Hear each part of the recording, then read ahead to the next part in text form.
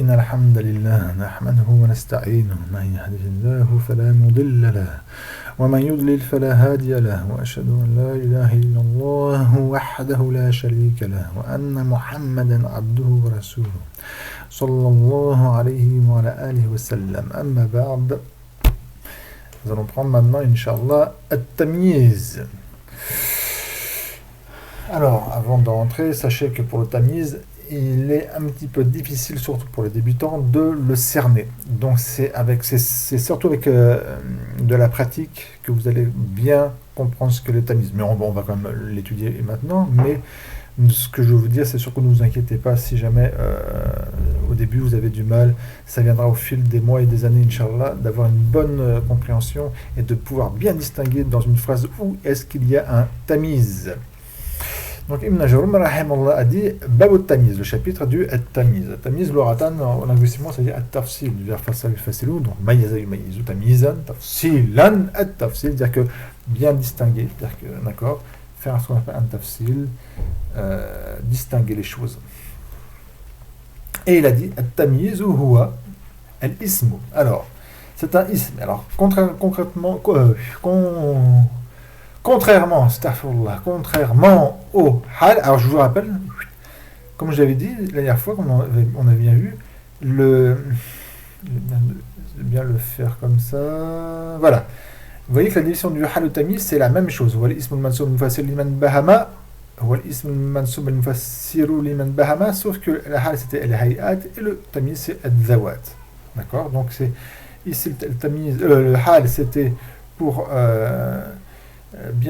pour éclaircir, pour définir l'aspect, l'état, d'accord. Ici, c'est pour, vous allez voir que c'est pour avant tout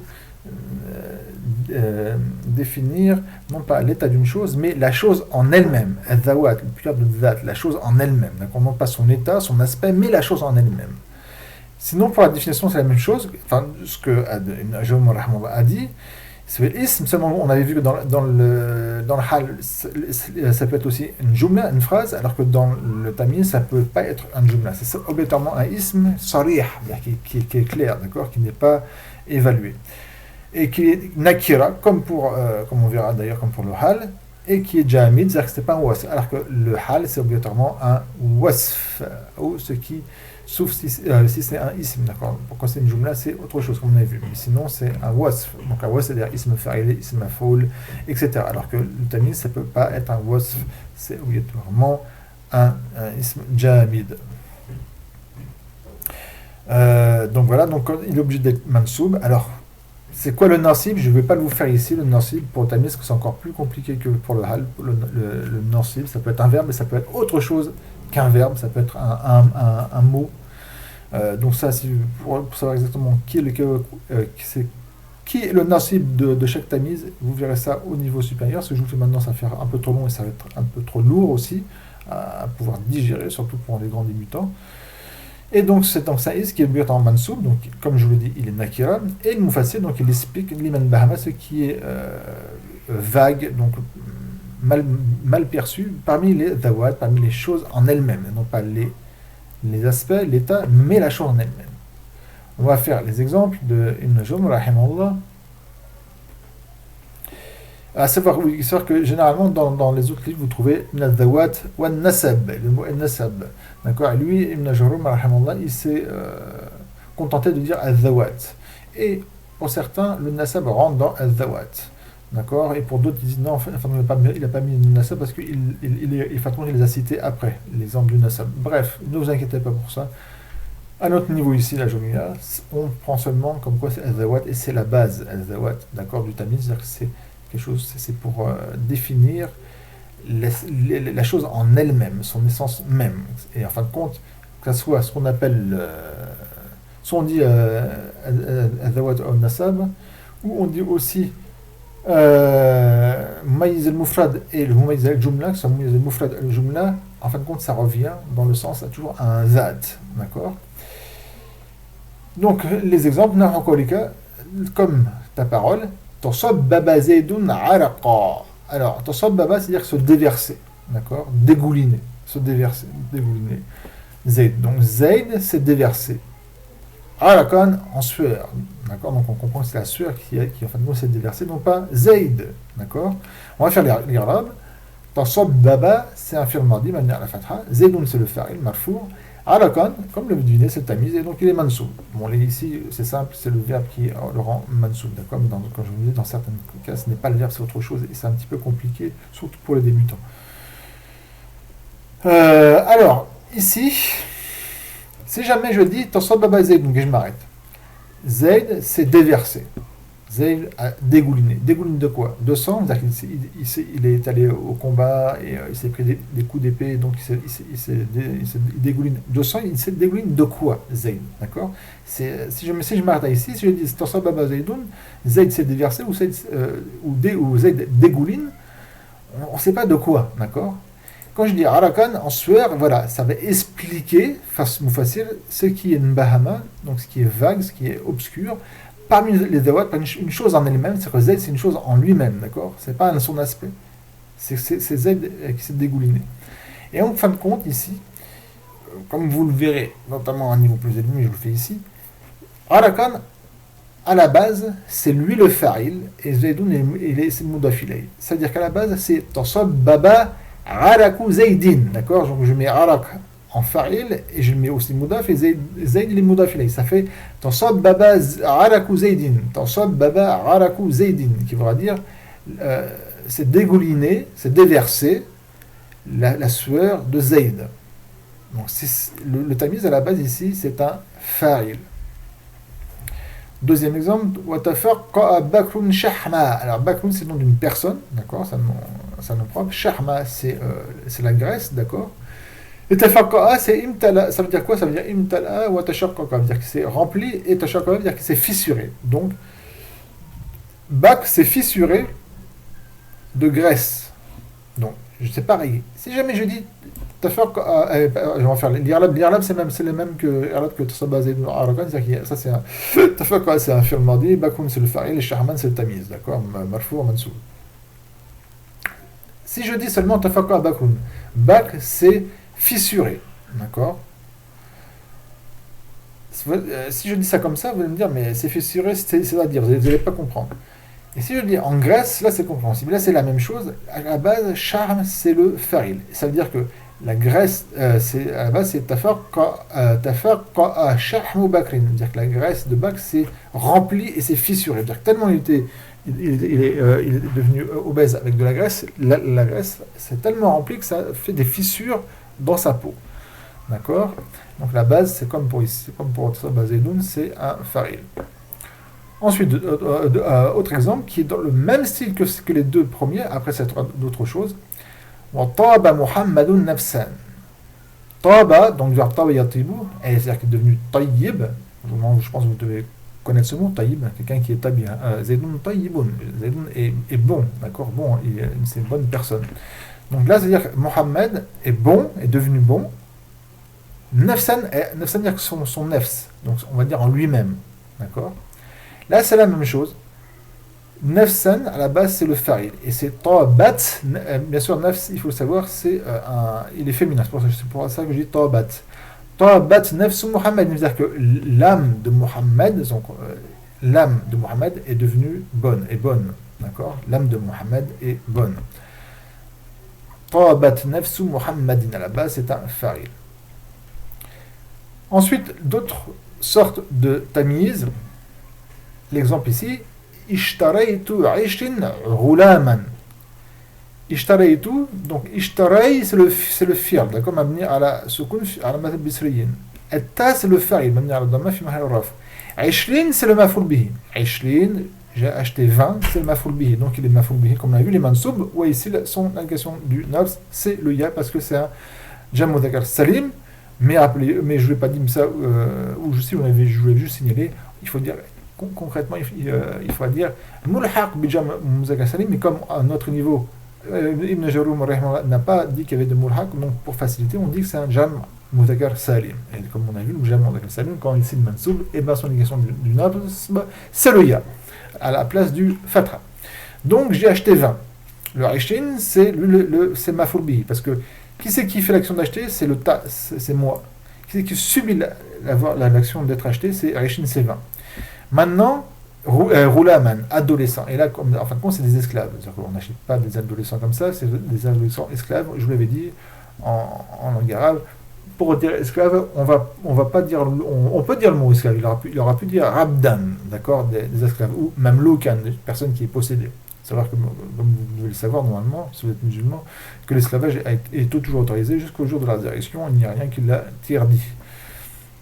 Alors, roulaman, donc, ça veut dire esclave pour un homme, une personne esclave. Et donc, du coup, comme je l'ai dit, je vous le répète, on dit roulam, adolescent, pour pas, entre guillemets, frustrer la personne qu'on achète pour le roulam, et pour pas utiliser le mot abd, d'accord, afin de ne pas utiliser le mot abd, qui veut dire esclave, qui est un petit peu fort, et aussi qu'on préfère aussi le réserver pour être esclave d'Allah, Azza wa Jal, car tout individu, toute personne, mais toute chose dans l'univers est esclave d'Allah, Azza wa Jal, est une possession d'Allah, c'est lui qui nous a tous créés, c'est à lui que nous appartenons, c'est à lui que nous retournerons. Ceci dit, maintenant on va revenir au l'Irab de Tamiz. Si je dis, et regardez bien, si je dis Ishtaytu Aishin, j'ai acheté 20. Et puis je m'arrête. Vous allez me dire 20 quoi? 20 livres, 20 esclaves, 20 chevaux, 20 stylos, 20 quoi? J'ai acheté 20. Et donc, ce Aishin, c'est un zat, c'est une chose en elle-même, c'est pas un état ou un aspect. Et je vais donc maintenant, grâce à un tamiz, qui vous l'avez deviné, c'est roulam, définir. Je vais faire un tafsir, je vais définir c'est quoi ce Aishin, c'est quoi ce Zat, c'est quoi ce Aishin. Stylo, etc., bah, c'est roulaman, esclave, d'accord? Donc j'ai acheté 20 esclaves. Donc là, c'est roulaman. Alors, il faut le savoir, après tout ce qui est Aishin, de Aishin jusqu'à Tis'in, d'accord? Donc ce qu'on appelle al-Uqud, le mot qui est mansoub après, c'est un tamiz. Pareil pour tout ce qui est, pour tout après un chiffre qui est de Ahadar Ashar jusqu'à Tis'at Ashar, d'accord? Par exemple, Ishtalaytu Ahadar Ashar Roulaman, ou Ishtalaytu Tis'at Ashar Roulaman. Donc après Aishlin et ce qui va jusqu'à Tis'in et Ahadar Ashar jusqu'à Tis'at Ashar, il y a un is qui est nakira, qui est moufrad après qui vient, qui est mansoub, et bien c'est un tamis. Ça, il faut l'apprendre par cœur, d'accord? Tout nom, ism nakira, mansoub qui vient après Aishlin, d'accord? Eh bien c'est un tamiz. La même chose, Malaktu Tis'in Narjatan, et je possède 90 narja c'est mouton, d'accord, mouton. Donc c'est le même arabe qu'ici, hein. Il y a un fi'l, c'est malak, le fa'il c'est le ta, tisrin c'est maf'ul bihi, et narjatan c'est le tamiz mansoub. Autre chose qu'il faut apprendre par cœur, c'est quand il y a ce qu'on appelle un ism tafdil, d'accord.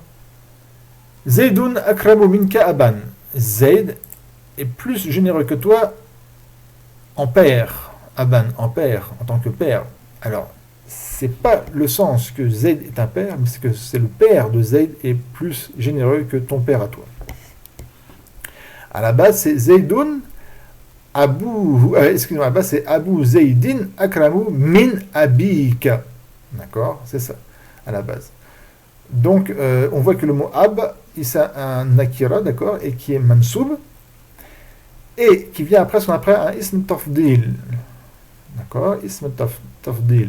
Et tout ism mansoub qui vient, mettez-le en tant que règle, tout ism mansoub qui vient après un ism tafdil, c'est-à-dire que c'est un ism qui a la forme afral, d'accord, plus que, arlamu, plus savant que, akbaru, plus grand que, d'accord, ici c'est akramu, plus noble que, asgharu, plus petit que, etc.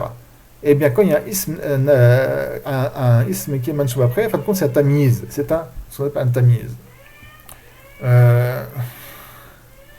Un autre exemple avec la forme avec un ism tafdil qui est wa ajmalu minka wajan, et Zaydoun, il faut comprendre qu'il y a Zaydoun ici avant, Zaydoun ajmalu minka wajan, Zaydoun est plus beau que toi wajan en tant que face, en tant que visage, c'est-à-dire qu'il faut comprendre wajhu Zaydin ajmalu min wajhik, d'accord, c'est pour ça que je dis ici, certains n'arrivent pas à comprendre, ils pensent que que Zayd est un père ici et qu'il est mieux en tant que père que toi en tant que père. Non, c'est le père de Zayd qui est plus noble que ton père.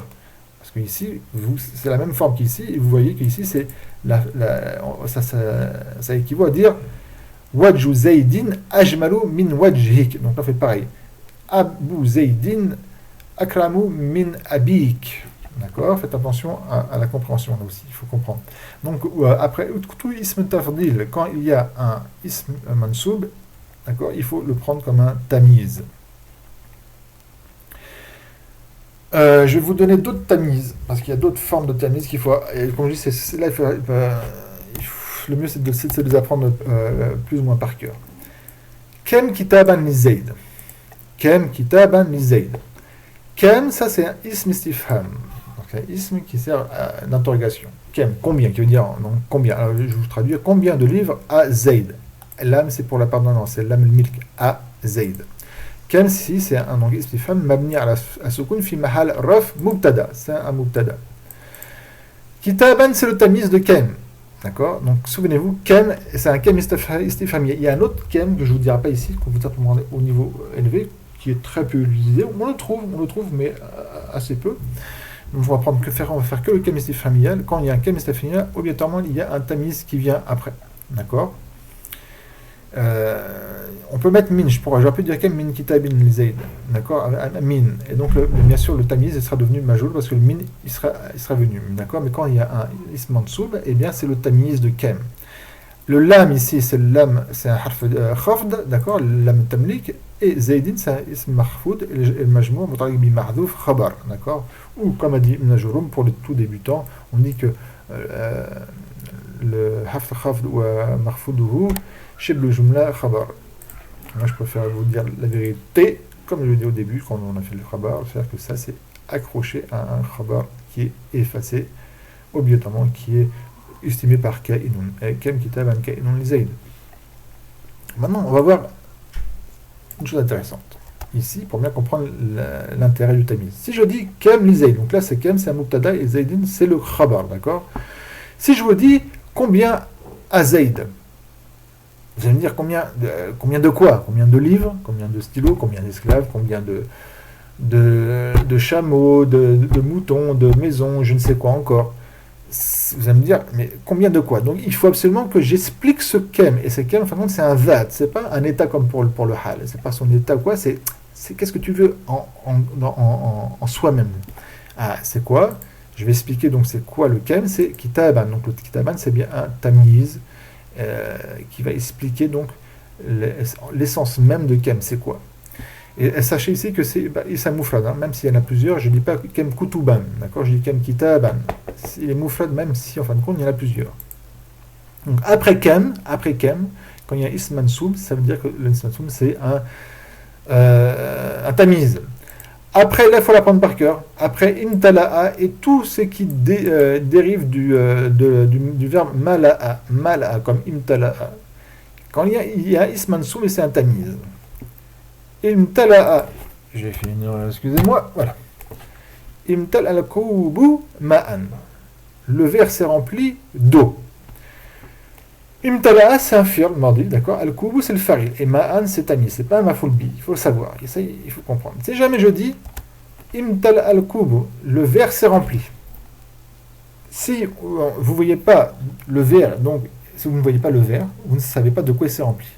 D'eau, de lait ou de tout autre liquide, vous ne savez pas. Donc il va bien savoir, il va bien qu'on sache c'est quoi le vat. Et ça, c'est pas. Donc, il faut bien différencier entre le hal et le tamiz. Ce n'est pas l'état, mais c'est un zat, c'est une chose en elle-même, d'accord, une chose concrète.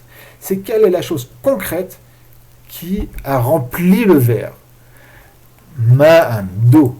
Donc, après tout verbe qui a à la base le mim, le lam et le alif, et le hamza, excusez-moi, qui veut dire le fait de remplir. Donc là, il s'est rempli.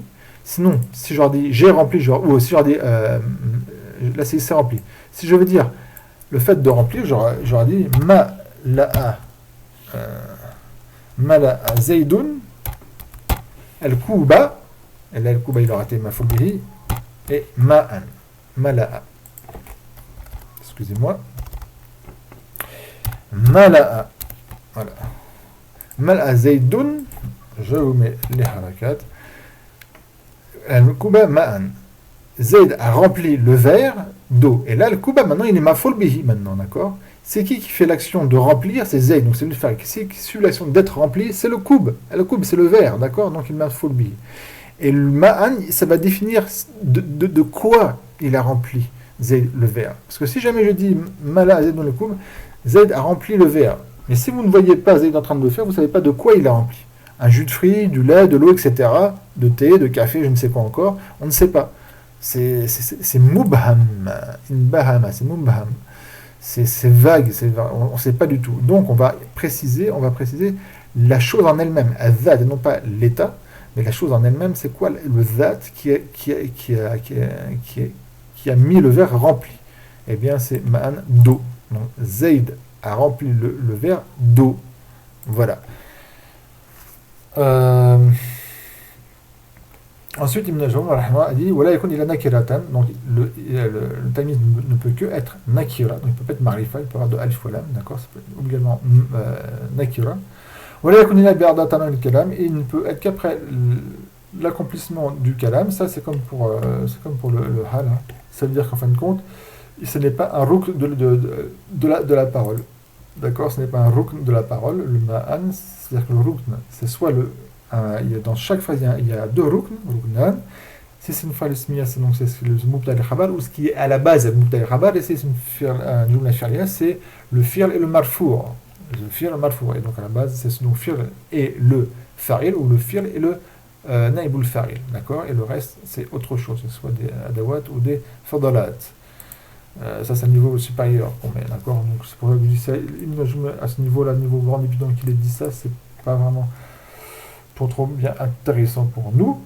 Voilà, on a fait tamiz. Comme j'ai dit pour le tamiz, surtout pour le tamiz, c'est des choses notamment qu'il faut apprendre par cœur et qui viennent avec l'expérience quand on voit un mot. Alors, rappelez-vous notamment après tout ce qui est Aishroun jusqu'à Tisroun, d'accord, ainsi que Ahdar Ashar jusqu'à Tisrat Ashar, quand il y a un ism qui est mansoub, après c'est un tamiz.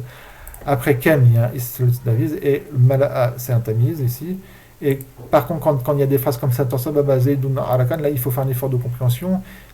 Parce que si vous ne savez pas, là, vous allez vous dire Arakan. Arakan, c'est quoi? C'est un mafoul bihi, c'est un hal, c'est un mafoul fihi. Donc là, c'est plus par déduction. Donc le tamiz, vous allez le comprendre par déduction. Vous allez voir que Arakan, ça ne peut pas être un mafoul bihi. D'accord? C'est pas, parce que le sababa, c'est un fi'l qui est lazim, qui n'a pas de mafoul bihi. C'est pas un mafoul fi, c'est-à-dire que c'est pas l'endroit ou quoi, c'est par déduction que vous allez le comprendre, et notamment à force d'exercice et d'apprendre niveau par niveau ce qu'est le tamiz, que vous allez apprendre notamment dans ce genre de phrases. À savoir qu'à la base, ici, comme je dis, c'est un fa'il, mais ça peut être aussi à la base un mafoul bihi. Mafoul bihi, comme il me semble, j'ai vu, on va pas rappeler maintenant, dans le Coran, avec Yunan, si je me rappelle bien. Ah, mais je trouvais, ouais. وَفَجَّرْنَا الْأَرْضَ عُيُونًا, voilà. Allah Azza wa Jal, ça fait déjà 23 minutes, peut-être, bon, je vais vite le faire dans le Coran. C'est dans Surat al-Qamar, la lune, au verset 12. Allah Azza wa Jal a dit, par contre, je ne vous mets pas les haka, ça prend trop de temps. Hein. Donc, faites un petit peu d'effort. Ouvrez bien, voilà. وَفَجَّرْنَا, c'est pas fa وَفَجَّرْنَا, وَفَجَّرْنَا. Le jim ici, il est mushaddada, d'accord? وَفَجَّرْنَا الْأَرْضَ عُيُونًا.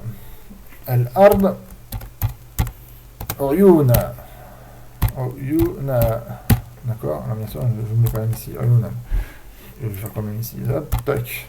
Wa fajjarna. Alors fajjar, c'est le verbe fajjar, c'est un fi'l madi, donc on a sukun à madhab bisriyin, ou le na, c'est le fa'il. Et nous avons, fajjarna, c'est, nous avons ouvert. On peut dire par ouvert. D'accord? Al-Ard, c'est le mafoul bihi, c'est la terre qui est sous l'action d'être ouvert et donc de faire d'ouvrir, et donc on va comprendre de faire gicler. Ryunan, alors c'est le pierre de Aïn. Alors comme je dis, Aïn a plusieurs sens, ça peut être l'œil, ça peut être, et là c'est dans le sens la source, donc des sources. Ça c'est dans l'histoire de Nuh alayhi salam, quand Allah a créé le déluge, d'accord, où l'eau est sortie de partout. C'est-à-dire que des fours, il y a des sources comme ça qui sont apparues et qui ont giclé d'eau. L'eau est devenue de partout, du ciel et de dessous la terre, d'accord? Ce qui a créé le déluge. Et donc là, à la base, en fin de compte, c'est un maf'ul bihi, c'est pas un fa'il, parce que ici, comme par exemple, Tusabba Zaydun Arakana, à la base, c'est un fa'il, ici, c'est un maf'ul bihi, c'est Wafajjarna Uyun al-Ard, et nous avons ouvert, nous avons fait gicler les sources de la terre, c'est-à-dire que les sources, tous les points d'eau de la terre, ont commencé non pas à sortir un peu d'eau, mais vraiment à gicler d'accord, comment dirais-je, comme un barrage, vous voyez, quand vous voyez sur YouTube, par exemple, quand ils ouvrent un barrage, l'eau qui gicle très fortement, voilà. Et donc à la base, Yunan, c'est le maful bihi, c'est Wafadjarna Uyun al-Ardi, d'accord. Mais dans le Coran, c'est Wafadjarna al-Arda Uyunan, donc Yunan, c'est un tamiz, il est nakira. Et ici, vous voyez, c'est un jam, il n'est pas mufrad. Il peut être un jam, le tamiz. Voilà, subhanakallahumma wa bihamdik, la ilaha illa ant, astaghfirullah wa atubu ilayh.